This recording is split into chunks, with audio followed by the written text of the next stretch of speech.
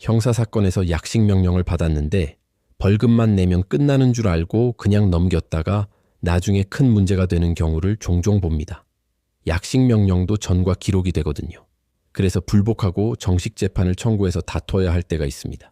이때 많은 분이 성공보수 때문에 망설이시는데 저희는 이런 사건의 성공보수를 아예 받지 않습니다. 사건 자체에 집중해서 최선의 결과를 만드는 게 더 중요하니까요. 사실 법률 상담이라는 게 병원 진료랑 비슷해요.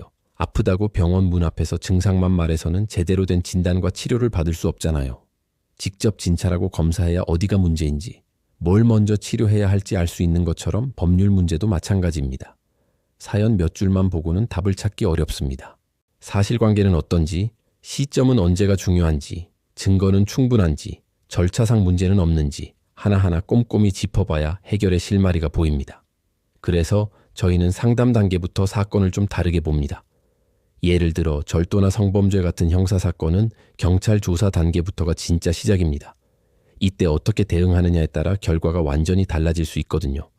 저희는 변호사가 직접 상담하고 조사에 참여하고 재판까지 책임지고 함께 갑니다.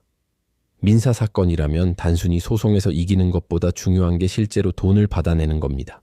그래서 처음부터 재산 조사를 하고 강제 집행까지 염두에 두고 사건을 설계하죠.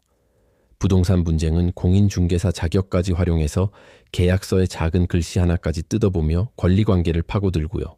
가사사건은 당장의 감정 싸움보다 이혼 후의 재산 분할이나 양육권 문제처럼 앞으로의 삶에 더 집중합니다. 특히 외국인이 관련된 사건은 더 복잡합니다. 형사, 민사, 출입국 문제가 얽혀있는 경우가 많아서 이걸 따로 떼어놓고 보면 제대로 해결할 수가 없어요. 처음부터 하나의 흐름으로 보고 종합적으로 접근해야 합니다. 2014년에 사무실을 연 이후로 지금까지 사건 처리나 비용 문제로 분쟁이 한 번도 없었던 건 아마도 이렇게 현실적인 부분까지 솔직하게 말씀드리고 사건 하나하나를 내일 바로 진행한다는 마음으로 준비해왔기 때문인 것 같습니다. 이런 기준으로 형사, 민사, 가사, 부동산, 행정사건 전반을 직접 다루는 곳이 바로 법률사무소 아신입니다. 변호사 상담이 필요하시면 이 영상의 설명란을 참고해 주세요.